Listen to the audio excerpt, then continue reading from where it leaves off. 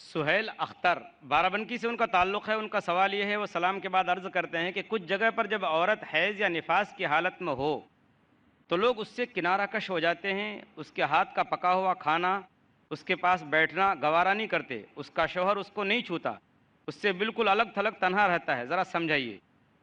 بھائی نے سوال کیا، یہ تو یہود و نصارہ کے اندر تھا کہ جب اور اس کی حیض سے ہو جاتی، ناپاک تھی، تو اس کے ساتھ نہیں ملتے تھے، ان کے ساتھ نہیں بیٹھتے تھے۔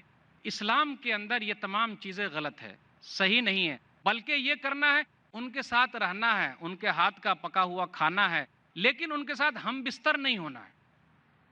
وَيَسْأَلُونَكَ عَنِ الْمَحِيضِ قُلْ هُوَ أَذًى فَاعْتَزِلُوا النِّسَاءَ فِي الْمَحِيضِ فَلَا تَقْرَبُوهُنَّ۔ پھر کہا گیا کہ لوگ آپ سے حیض کے بارے میں پوچھتے ہیں، آپ کہہ دیجئے یہ گندگی ہے تو ذرا دور رہو، الگ تھلگ رہو، لیکن جب وہ پاک و صاف ہو جائے تو قریب ہو جاؤ، ان سے مل سکتے ہو، تو سب کچھ کر سکتے، لیکن اس سے جمع نہیں کر سکتے، ہم بستر نہیں ہو سکتے، ان کا ہاتھ کا پکایا ہوا کھا سکتے ہیں، ان کے ساتھ رہ سکتے ہیں۔ یہ تو ان کے لیے اللہ تعالیٰ کی طرف سے ہے، تو اللہ تعالیٰ نے اس کے بدلے ان کے لیے درجات بھی رکھے ہیں۔ اگر وہ صبر کرتی ہے تو اللہ تعالیٰ ان کے درجات کو بھی بڑھاتا ہے۔ بہت ساری جگہوں پر ان کے لیے نماز یہ ہو جاتی ہے، پھر روزے بھی ان کے لیے مسائل پیدا کرتے ہیں، تو اللہ تعالیٰ اس کو بدلہ دیتا ہے۔ تو پتہ یہ چلا کہ اسلام کے اندر یہ تمام چیزیں نہیں ہیں، لوگوں کو اس سے بچنا چاہیے۔